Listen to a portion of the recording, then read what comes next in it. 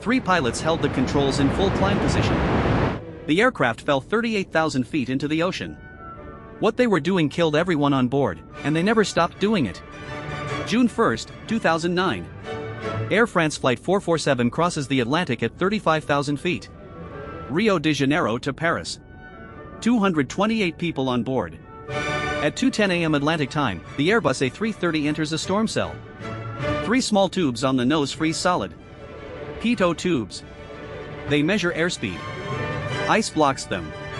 The autopilot disconnects instantly. A chime sounds in the cockpit. The junior pilot, Pierre-Trick Bonin, takes the controls. He pulls back on the side stick. Hard. The nose pitches up. The aircraft begins to climb. Climbing at night, in a thunderstorm, with no airspeed indication. The worst possible response. The Airbus enters an aerodynamic stall. The wings stop generating lift. The jet begins falling. But the nose stays pointed at the sky. Captain Marc Dubois is on rest break. The 2 co-pilots are alone. Bonin keeps pulling back. The stall warning screams. A synthetic voice repeats stall stall stall. For 4 minutes and 13 seconds, that warning never stops. Neither does Bonin. The other co-pilot, David Robert, never understands what is happening. The captain returns to the cockpit 90 seconds before impact. Too late. Nobody ever pushes the nose down. They hit the Atlantic at 107 knots. Vertical speed 10,700 feet per minute. The aircraft disintegrates on impact. No survivors. No mayday call. But here is what nobody knew for 2 years. Air traffic control loses contact at 2:14 a.m. The aircraft simply vanishes. No distress signal. No emergency transponder. Brazil launches search operations at dawn. They find floating debris on June 6. Seat cushions. Luggage. Aircraft fragments scattered across 50 miles of ocean.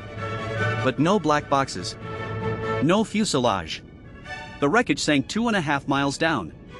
The Bureau d'Enquêtes ETD analyses begins the investigation. BEA. France's Air Accident Authority. They deploy ships. Underwater robots. Sonar arrays. The search area is massive. The ocean floor is volcanic mountains and trenches. Months pass. Nothing. The black boxes have underwater locator beacons. They ping for 30 days. After 30 days, silence. The batteries die. The boxes disappear into 3,800 meters of darkness. April 2011. Nearly 2 years later. A new search using different sonar technology. The team finds the main wreckage field. Engines. Landing gear. And then, on May 1st, both black boxes. The cockpit voice recorder. The flight data recorder. Intact. Protected by armored casing. They survived the impact and the pressure. Everything the pilot said is preserved. Every control input recorded. Investigators bring them to BEA headquarters in Le Bourget. The data extraction takes days. When they play back the cockpit voice recorder, the technicians hear something impossible. The pilots are confused. Contradicting each other. The stall warning is screaming. But Bonin's voice is almost calm. He says, "I'm in climb." The instruments show the opposite. Vertical speed negative. The jet is falling. Robert says, "You're bringing down the nose." But he is wrong. Bonin is still pulling back. The nose is up. The aircraft is stalled. The angle of attack reaches 40 degrees. 40 degrees. A commercial jetliner's wing stalls at 15 degrees. They are nearly 3 times past the threshold. The Airbus has become a falling brick. With the nose pointed at the stars.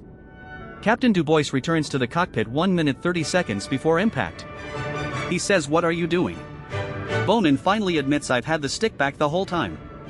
Dubois says, "No, don't climb." But there are 10 seconds left. The ocean is rushing up at them. Bonin releases the controls. Too late. The last sound is impact. But the question investigators could not answer was worse. Why did an experienced pilot hold a stall for 4 minutes? Pierre-Trick Bonin had logged 3,000 flight hours. He was trained. Certified. He knew what a stall was. Every pilot learns stall recovery in basic training. The procedure is instant. Push the nose down. Add power. Recover airspeed. Regain lift. It takes seconds. Bonin did the exact opposite. The BEA team rebuilds the timeline second by second. The pitot tubes ice over at 2 hours 10 minutes and 5 seconds. The autopilot disconnects. Bonin takes manual control. Within 2 seconds he pulls back on the side stick. The nose rises 7 degrees. The aircraft begins climbing. Climbing through turbulence, in the dark, with unreliable airspeed. The flight director disappears from the screen. The altitude reading becomes unstable. Bonin is flying blind. Here is the critical moment. The Airbus's angle of attack increases past 12 degrees. The wing exceeds its critical angle. Airflow separates from the top surface. Lift collapses. The stall begins. The stall warning activates. A loud cricket-like sound. Stall, stall, stall. The synthetic voice is unambiguous. But Bonin does not push forward. He pulls back more. Why? Investigators interview airline pilots, psychologists, human factors experts. The answer is primal. When humans fall, the instinct is to pull up, to climb, to get away from the ground. Bonin cannot see the ground. He is at cruise altitude. But his vestibular system feels the descent. His inner ear screams that he is falling. The instinct overpowers his training. David Roberts sits 3 feet away. He has his own side stick. In an Airbus, both pilots have independent controls. Inputs are averaged. If Bonin pulls back and Robert pushes forward, the aircraft does something in between. But Robert never pushes forward. He never takes full control. He makes small inputs. Contradictory inputs. He says you're climbing. Then descend. Then go back up. He does not understand the situation. The Airbus's flight envelope protection is disabled. When the airspeed data becomes invalid, the flight computers switch to alternate law.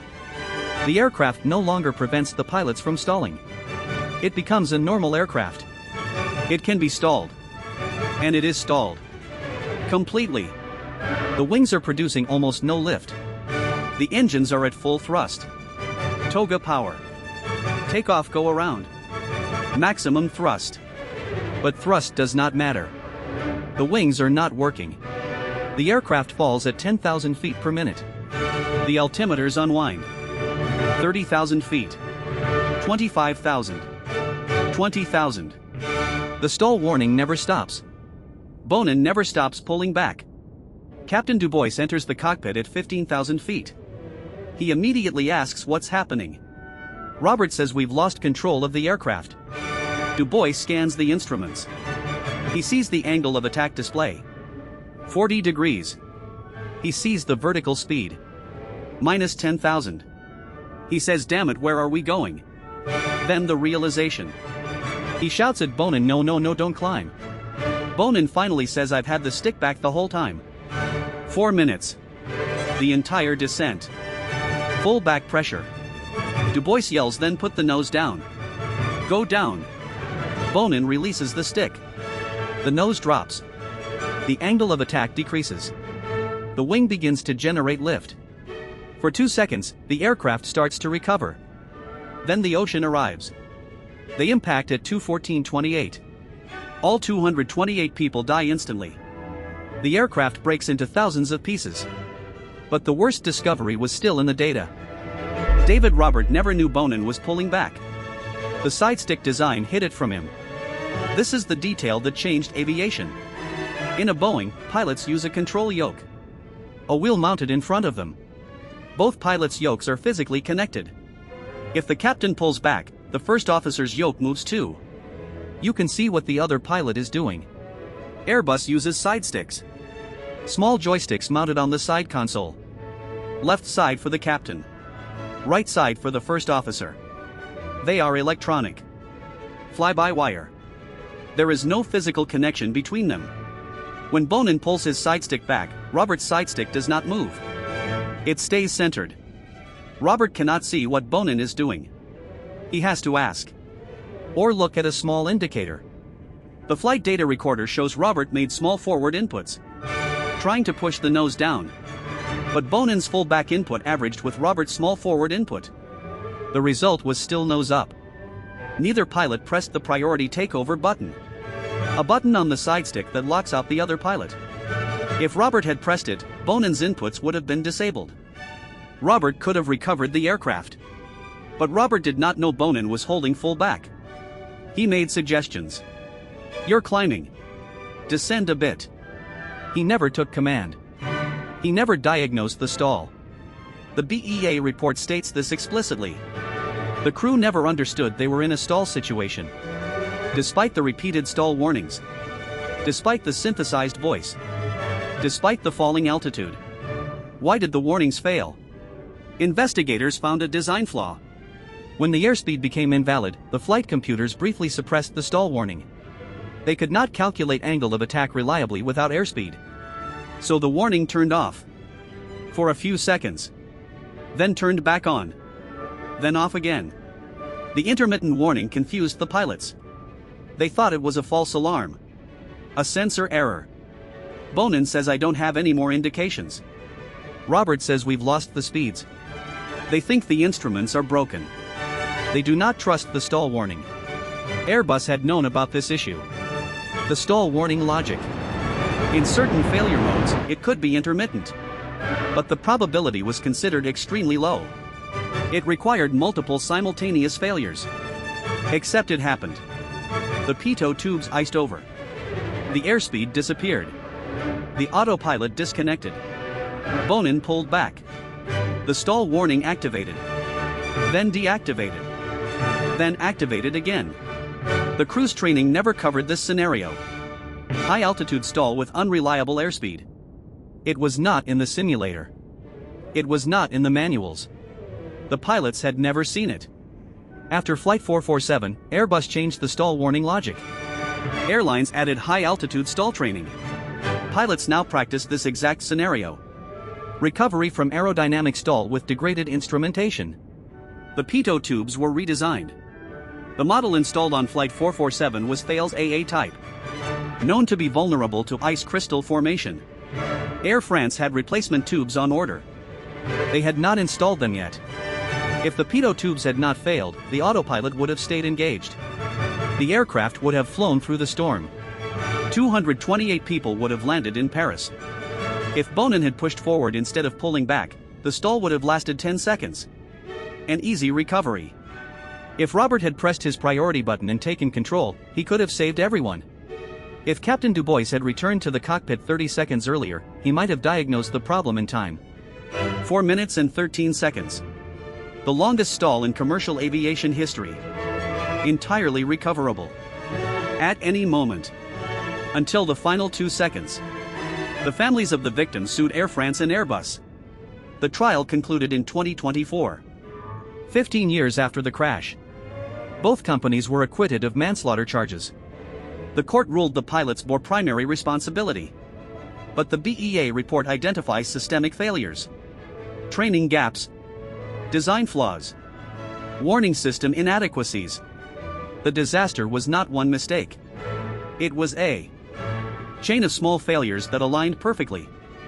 The main wreckage still sits on the ocean floor, 3,800 meters down, too deep to recover. The volcanic mountains hold the fuselage, engines, wings, frozen in the dark. The bodies were never fully recovered. 51 victims were found in the initial search. Most were never seen again. The ocean keeps them. The families have no graves. Air France retired the flight number. AF447 no longer exists in the schedule. The route still operates. Rio to Paris. Different number. Different pilots. Every day. Pierre-Tric Bonin was 32 years old. He left a wife and a young daughter. David Robert was 37. Marc Dubois was 58. Their families still attend memorial services every June. The pitot tube failure was simple. Ice crystals in a thunderstorm. A problem that resolves itself when the ice melts. It melted 90 seconds into the emergency. The airspeed indications came back.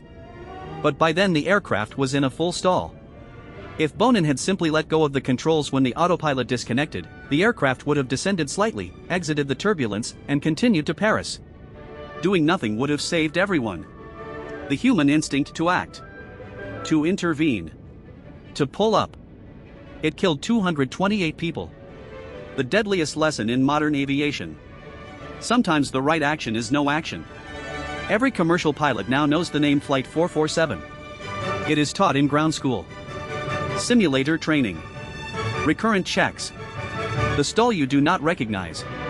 The stall you cannot believe.